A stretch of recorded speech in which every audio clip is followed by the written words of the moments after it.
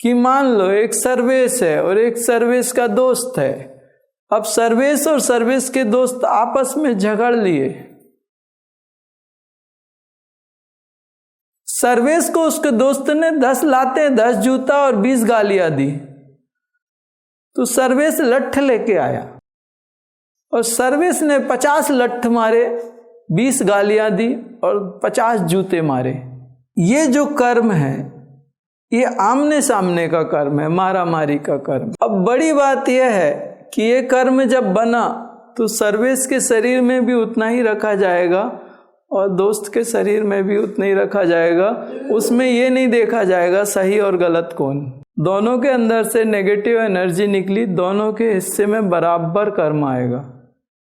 उसके बाद में क्या है, 10 लोग सर्वेश के साथ में खड़े थे, उन्होंने बोला ये सही ये गलत, ये सही ये गलत, ये सही ये गलत। उन 10 लोगों के अंदर भी वो कर्म उतनी ही इंटेंसिटी से रखा जाएगा जितने सर्वेश और उसके दोस्त के अंदर।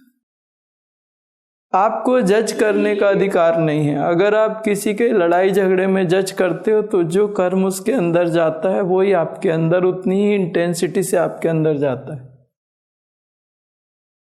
जज करने का अधिकार अपने को नहीं है। इसीलिए हमारे यहाँ पे कहा गया है कि निंदा करने वाला सबसे बड़ा पापी है। सर्वेश ने तो बड़ी मेहनत की, उठा पटक की, तब कहीं एक कर्म उसने अपने अंदर क्रिएट किया। एक निंदा करने वाला आराम से सोफा पे बैठ के कहता है ये गलत ये सही, बिना मेहनत के अपने अंदर वो कर्म स्टोरेज करता है। इसलिए आप कई लोग मुस्कुरा रहे हैं क्योंकि उनकी तो आदत है जजमेंट देने की, और वो बड़े चुपचाप से ऐसे ये तो मैं करता ही हूं, मैं वो कैसे छोड़ सकता हूं। शकल देख के पता चलता है कि वो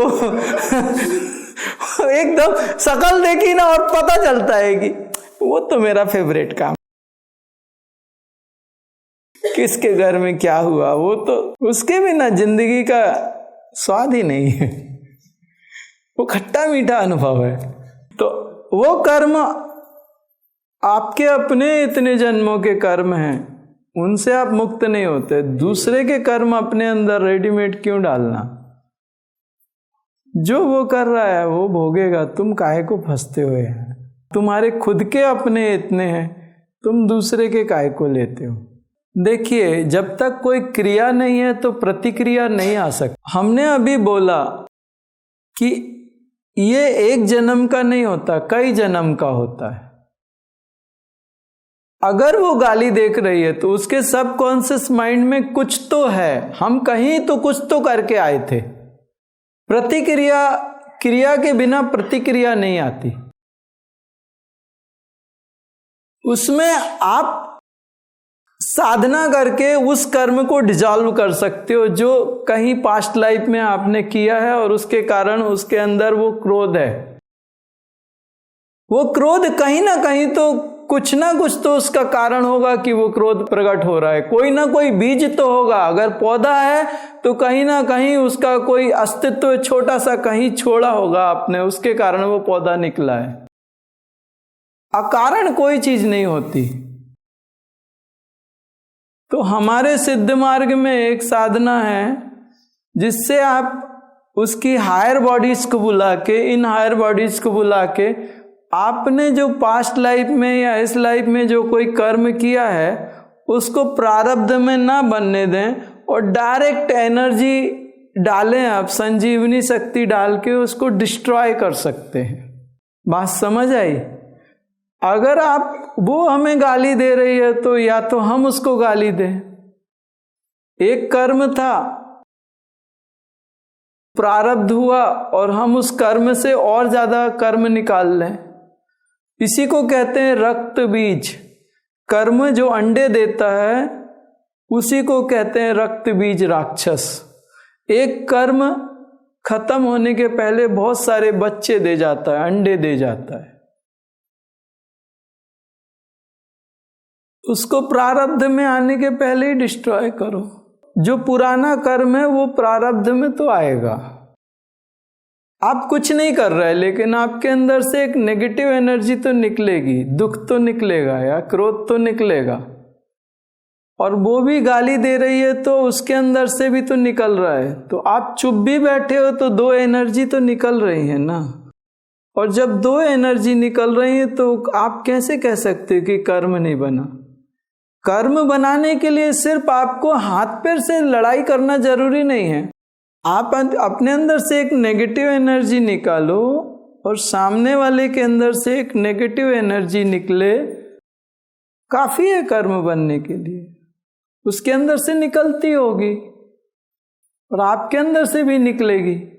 उसका अस्तित्व जड़ से खत्म करो उस कर्म का, तो जो प्रारब्ध ही नहीं आएगा। जब बीज नहीं होगा तो वृक्ष कहाँ से, राइट। अब इसमें मैं आपको एक और बात बताता हूं। मान लीजिए सर्वेश और उसके दोस्त के बीच में लड़ाई हुई। अब वो कॉलेज में पढ़ते होंगे तो कॉलेज में 100-200 लोग होंगे। अब वो 25-50 सर्वेश के होंगे, 25-50 सर्वेश के साथ जिसकी लड़ाई हुई होगी। तो अब एक कर्म में लगभग 50-100 लोग जुड़ गए। लेकिन अगर सर्वेश साधना करके उस कर्म को डिस्ट्रॉय कर देता है तो उन 50-100 लोगों के बीच में जो अंदर उनके कर्म था, वो कर्म सबके अंदर से अपने आप डिलीट हो जाएगा, डिस्ट्रॉय हो जाएगा। उनको कुछ करने की जरूरत नहीं। अगर उन 100 लोगों में से एक ने भी साधना करके उस कर्म को डिस्ट्रॉय कर दिया तो 100 के 100 ऑटोमेटिक मुक्त हो जाएंगे। वो कर्म उनके अंदर से खत्म हो जाएगा। तो अगर एक साधक साधना करता है और अपने कर्म नष्ट करता है तो उसके जो जुड़े हुए लोग हैं उनके ऑटोमेटिक उनके अंदर के कर्म डिस्ट्रॉय होते हैं। अगर आप अपने लिए साधना कर रहे हैं तो आप यकीन मानिए 20 से 25% आप अपने परिवार के लिए ऑटोमेटिक आपकी साधना हो जाएगी। आप चाहो या ना चाहो, जिन लोगों से आप जुड़े हो प्रेम से या दुश्मनी से, उनके लिए भी आपकी साधना हो जाएगी और वो दुश्मनी जड़ से खत्म होगी। ये सिद्ध मार्ग की साधनाएं हैं। ये गुरु भगवान की कृपा से मुझे मिली हैं और मैं इनको आगे बढ़ाना चाहता हूँ। कोर्ट के जज उस समय जब वो जजमेंट देते हैं, उनके अंदर कोई क्रोध नहीं होना चाहिए या उनके अंदर कोई किसी के प्रति ना राग हो ना द्वेष हो। वो सिर्फ इस भावना से जजमेंट करें कि मेरा ये कार्य है और ये व्यक्ति गलत है, इसलिए मैं इसको इसके लिए ये प्रारब्ध लिख रहा हूँ। अगर अपराधी के लिए उनके अंदर क्रोध आ गया तो कर्म में फंस जाएंगे। भगवान कृष्ण ने जब सारे बच्चे मारे गए थे पांडवों के, तो एक ही बच्चा पांडवों का आखिरी वंशज था, वो उत्तरा के गर्भ में था। वो अभिमन्यु की भी मृत्यु हो चुकी थी और पांडवों के सारे बच्चों को मार दिया गया था। उस समय उसके ऊपर ब्रह्मांड का सबसे खतरनाक अस्त्र चलाया था, ब्रह्मास्त्र प्रयोग किया गया था। ब्रह्मास्त्र कभी पलटता नहीं है, एक बार चल गया तो ब्रह्मास्त्र, और ब्रह्मास्त्र को ब्रह्मास्त्र से रोका जाता है। तो जब दो ब्रह्मास्त्र मिलते हैं तो सारे संसार नष्ट हो जाता। तब उस उत्तरा के गर्भ को बचाने के लिए भगवान कृष्ण ने अपनी परीक्षा दी थी। उन्होंने कहा था, मेरा पांडवों के प्रति कोई विशेष प्रेम ना हो और कौरवों के प्रति मेरा कोई विशेष द्वेष ना हो, तो ये बच्चा जीवित रह जाए, ये सुरक्षित हो जाए। अगर ऐसा है तो ये बच्चा जीवित रह जाए। भगवान ने अपनी परीक्षा दी थी, इसलिए उस बच्चे का नाम परीक्षित हुआ। भगवान की परीक्षा के बाद में उसको जीवन मिला। भगवान की परीक्षा के कारण वो जीवित बचा इसलिए उस बच्चे का नाम जो उत्तरा के गर्भ से निकला उसका नाम परीक्षित पड़ा और वहीं से कलयुग का प्रारंभ हुआ। जहां किसी समर्थ को अपनी परीक्षा देनी पड़े वहां कलयुग नाचता ही नाचता है। समर्थ को परीक्षा देनी पड़ी वहां, और उस पे जिसने अस्त्र चलाया था भगवान ने उसको क्षमा नहीं किया। दुर्योधन से भी ज्यादा खतरनाक सजा दी उसको। भगवान बड़े क्रोधित हो गए थे। वो परमात्मा है, उसके अंदर क्रोध नहीं होता, लेकिन वो अनुचित कार्य था। एक माँ के गर्भ में एक शिशु पल रहा है, गर्भावस्था है, और तुमने इतना बड़ा अस्त्र चलाया उस पे जो गर्भ से बाहर ही नहीं आया अभी, उसको तुम मार रहे हो। और तुम एक महान योद्धा हो, उसके बाद तुम ऐसा कर रहे हो। तो ऐसे भी कुछ चीजें होती हैं जो बहुत पीड़ा से भर देती हैं। और ये सब कर्म जो रहते हैं जब ये प्रारब्ध में आते तो भयंकर पीड़ा देते हैं। कुछ कर्म अक्षय कर्म होते हैं। जब किसी साधु या किसी सिद्ध क्षेत्र में या सिद्ध स्थल में आप जो काम करते हो वो परिणाम देके नष्ट नहीं होते। वो ऐसे वृक्ष होते हैं जो लगातार फल देते रहते हैं, लगातार फल आते रहते हैं उनमें, वो नष्ट नहीं होते। उनको कहते हैं अक्षय कर्म। अगर वो अच्छे करो तो भी अक्षय है, बुरे करो तो बुरे अक्षय है। वो कर्म जब काटने पड़ते हैं तो वो कटते नहीं है, बहुत मुसीबत है। कितनी भी शक्ति लगाओ उनको क्या है, तोड़ तोड़ के बारीक करना पड़ता है, बारीक छील छील के बारीक, वो टूटते नहीं है, नष्ट नहीं होते। अक्षय कर्म जो किसी तुमने जागृत तीर्थ स्थल में या जागृत साधु के साथ में तुमने कोई घटना हो गई या कुछ हो गया, वहाँ दैवी शक्ति, साधु है तो दैवी शक्ति जागृत होगी। उन दैवी शक्तियों की सानिध्य में तुमने जो कर्म किए वो अक्षय हो जाते हैं, उनका क्षय नहीं होता। उनको अक्षय कर्म कहते हैं। वो लगातार फल देते रहते हैं, नष्ट नहीं होते। ऐसी जगह जाओ, मंदिरों में गंदगी मत करो, वहाँ पे कचरा मत करो, वहाँ पे कोई ऐसा कार्य मत करो, किसी धक्का मुक्की मत करो, फालतूगिरी मत करो। वो अक्षय कर्म जीवन को खत्म नहीं होते, वो देते रहते हैं। एक जीवन, दो जीवन, पता नहीं कितने जन्मों तक, अंतहीन व्यवस्था है। कर्म 3 प्रकार के होते हैं। सबसे जो खतरनाक कर्म होते हैं तमोगुणी कर्म। हम अपने जीवन के लिए दूसरों को नष्ट कर दें, खत्म कर दें या उनको बर्बाद कर दें अपने लिए, वो होते हैं तमोगुणी कर्म। एक व्यक्ति अपने सुख के लिए भयानक बर्बादी फैलाए, लोगों को पीड़ा दे, वो तमोगुणी कर्म कहलाते हैं। और रजोगुणी कर्म वो होते हैं कि हम राजा हैं और हम राज्य करेंगे और तुम भूखे मरो, हम तुम्हारे लिए कुछ नहीं करने वाले। हमारे पास जो धन दौलत है वो हमारी है, और हम चाहे वो पड़ी पड़े वो अनाज नष्ट हो जाए, पड़ा पड़ा वो सब सड़ जाए, लेकिन दरवाजे पे कोई भूखा बैठा है मैं उसको एक दाना भी नहीं दूंगा।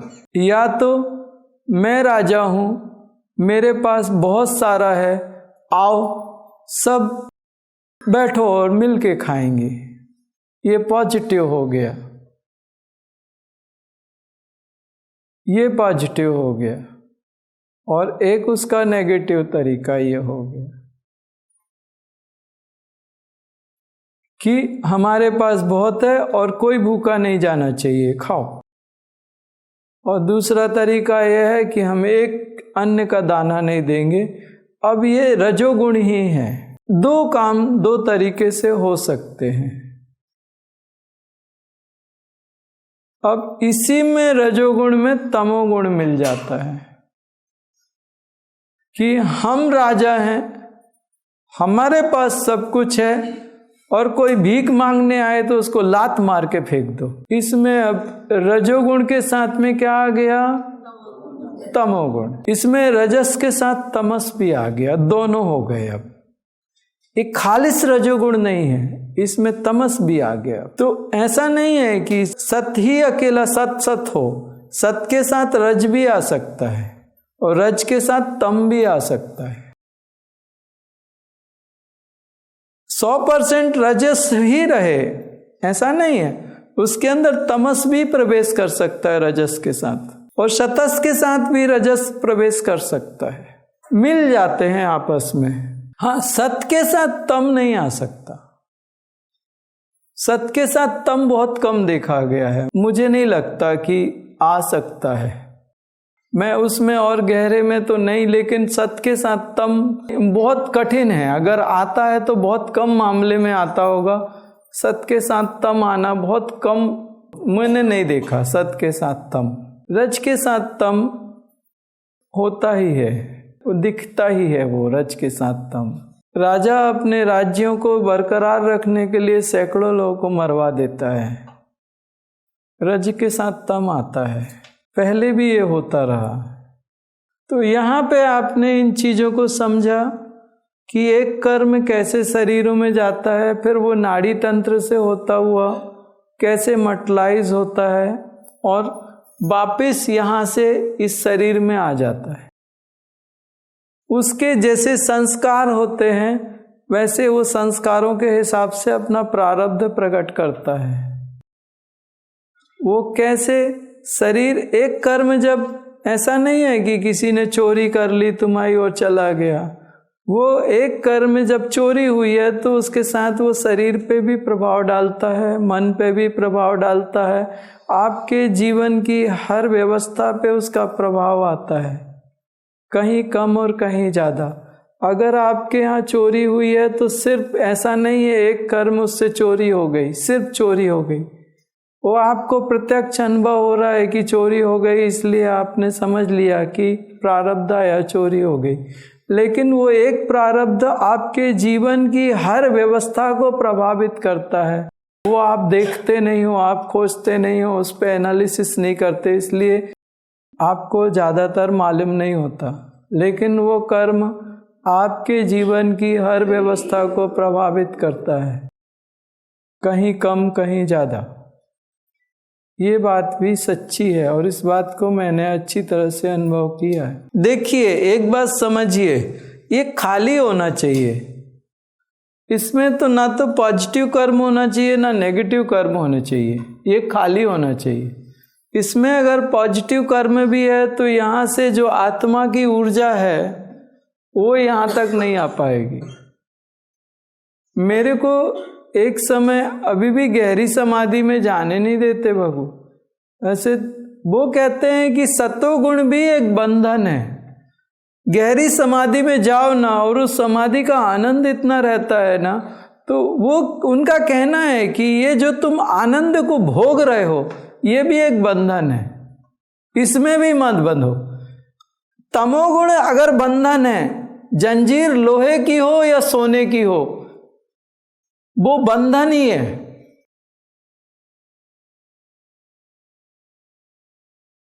अगर सतोगुण भी है तो भी तुम सतोगुण में हो तो तुम सेल्फ रियलाइज नहीं कर सकते, आत्मा तक नहीं पहुंच सकते। उस सतोगुण के ऊपर गुणातीत की अवस्था होनी चाहिए, उन गुणों के ऊपर जाना पड़ेगा तुम्हें, गुणों से अतीत होना पड़ेगा, गुणातीत होना चाहिए। तो सारे गुणों से, सारे कर्मों से ऊपर जो जाए वही परमात्मा और वही सिद्ध, वो क्लियर हो जाता है, खत्म होता है, अस्तित्व ही खत्म होता है उसका अस्तित्व ही समाप्त हो जाता है, वहां कुछ भी नहीं रहता। आप नॉर्मल हो जाओगे, ना उसके प्रति आपको कोई क्रोध आएगा ना प्रेम आएगा, कुछ नहीं, खत्म हो गया ना, क्लियर। पहले तमोगुणी कर्म नष्ट होता है। सबसे पहले साधक को तमोगुण का कर्म नष्ट करना पड़ता है, क्योंकि जो तमोगुणी कर्म होते हैं वो आपके मूलाधार में सबसे ज़्यादा होते हैं। आपका मूलाधार चक्र सबसे ज़्यादा नेगेटिव हो, साधारण आदमी का देखा जाए तो सबसे ज़्यादा नेगेटिव चक्र है मूलाधार। तो जो कर्म आपके घर में घुस आए हैं, आज आपके जीवन को तंग कर रहे हैं, जो दुश्मन आपके घर के भीतर घुस आया, तुम पहले उसको मारोगे कि जो रास्ते में है उसको मारने जाओगे? बोलो। तो सबसे पहले आज आपके प्रेजेंट लाइफ में जो प्रॉब्लम्स हैं, आपको फिजिकल प्रॉब्लम है या जो भी प्रॉब्लम्स हैं, उनको पहले सॉल्व करना है हमने। महत्वपूर्ण वो है जो आज हमारे साथ घटना घट रही है उसको पहले रोको। उसके बाद में क्या होता है, तमोगुणी कर्म सबसे पहले नष्ट करो। फिर ऐसे कर्म जो तमो रज मिलके हैं, तमस और रजस में मिले हुए हैं, उनको पकड़ो। फिर सीधे सीधे रजस में आओ। और उसके आने के बाद क्या होता है कि जब रजस सब लगभग खत्म हो जाए तो सतस पे आ जाओ, सत्तो गुण पे आओ। 80% कर्म जब डिस्ट्रॉय हो जाते हैं, तब ये जो संघार होता है, आपकी पिंगला नाड़ी है, इसमें क्या होता है, पिंगला नाड़ी से संघार होता है इधर आगे। तो उस 80% जब कर्म नष्ट होते हैं तो साधक का शरीर ऐसा हो जाता है कि बिल्कुल ऐसे उसके शरीर में जैसे मरे जैसा होने लगता है। उसके शरीर में पीड़ा होती है, शरीर कमजोर हो जाता है, क्योंकि इतनी ऊर्जा, अग्नि की ऊर्जा उसके शरीर में चली है। उसके कर्म नष्ट होने के साथ साथ उसका शरीर भी जल गया है अंदर से। तब उसके बाद में जो गुरु होते हैं उस ऊर्जा को पिंगला नाड़ी से ईडा में कन्वर्ट करते हैं। जैसे एक जमीन साफ कर दी, साफ करने के बाद 3 महीने तक वो जमीन अच्छी तरीके से धूप में तप गई और लगभग सारा कचरा नष्ट हो गया। तब उसमें क्या करते हैं कि बीज डालते हैं, राइट? तो अब जब सारा जो नहीं चाहिए था लगभग नष्ट हो गया, 80%, 100 नहीं 80, लगभग उसके शरीर को देख के डिसीजन लेना पड़ता है कि साधक अब कितना सहन कर सकता है और उसमें सहन करने की क्षमता कितनी है। उसके हिसाब से उस ऊर्जा को ईडा में कन्वर्ट कर दिया जाता है। तो संघार क्रम खत्म हुआ। अब सेकेंड जो होता है सृष्टि क्रम, जहां जो कचरा वचरा खत्म हो गए, अब जमीन खाली है तो वहां पे जो चाहिए वो डाला जाता है। आम के पौधे लगाओ, सब्जी भाजी लगाओ या धान डाल दो, जो चाहिए तुम्हें वो। अभी हमने क्या किया, जो नहीं चाहिए था उसको नष्ट किया, डिस्ट्रक्शन किया। अब खेत पूरा खाली है, अब इसमें जो चाहिए वो डालो। तो ये क्रिएशन होता है, ईडा नाड़ी से ये क्रिएशन होता है। डिस्ट्रक्शन के बाद सेकेंड स्टेप है क्रिएशन। इसमें साधक क्या होता है, उसको जीवन में जो चाहिए होता है, उसके अंदर जो इच्छाएं होती हैं, उन इच्छाओं को देने को जो चाहिए वो दे देते हैं गुरु भगवान। और साधक उसको पाने के बाद संतुष्ट होके गुरु से कहता है, भगवान अब मैं संतुष्ट हो गया। तो उस जो क्रिएशन होता है, जब वो कह देता है भगवान मैं संतुष्ट हो गया, तो भगवान उस क्रिएशन को खत्म करके तीसरी स्थिति में, जो स्थिति की अवस्था है, समाधि की अवस्था है, उसमें प्रवेश करा देते हैं। ऐसी 5 स्थितियां होती हैं। तो ये सब स्थितियां अपने एक साधक जब एक एक कंप्लीट करता है तो दूसरे में जाता है, दूसरी कंप्लीट करता है तीसरे में जाता है। ऐसे आत्म साक्षात्कार करने तक 5 व्यवस्थाओं में प्रवेश करके उसको कंप्लीट करना पड़ता है। हम बोलते हैं कि ऊपर से नीचे कर्म आते हैं मूलाधार में, तो हर बार तो मूलाधार में कर्म आते ही रहते हैं और हम लोग डिस्ट्रॉय करते हैं। तो ऊपर के जो चक्रास के कर्म है, तो वो क्लियर होके नीचे आते हैं कि ऊपर वो डिस्ट्रॉय होते तब भी नीचे आते हैं, कैसे? नहीं, वो डिस्ट्रॉय हो जाएंगे तो कहाँ से आएंगे, अस्तित्व ही खत्म उनका। मूलाधार में आपको ज्यादा काम इसलिए करना पड़ता है कि ऊपर के कर्म लगातार प्रारब्ध बन के मूलाधार में आते हैं, तो आपको जब तक उनकी स्पीड कम ना हो जाए, साधारण आदमी में वो लगातार आते हैं, स्पीड से आते हैं, एक के बाद दूसरा, दूसरे के बाद तीसरा, लगातार चलता रहता है। लेकिन साधक के साथ ऐसा नहीं होता। अगर उसने अच्छे से साधना की है तो कर्म कम हो जाते हैं, और कर्म कम होते हैं तो स्पीड भी कम हो जाती है। बीच बीच में गैप आता है, उस गैप में क्या करते हैं कि जब वो हमारे घर नहीं आते तो हम उनके घर में घुस के जा मारते हैं उनको। हमारे घर में नहीं आए तो हम तुम्हें घर में घुस के मारेंगे, क्योंकि तुम हमारे घर में घुसोगे ही घुसोगे, तुम मूलाधार में आओगे ही आओगे।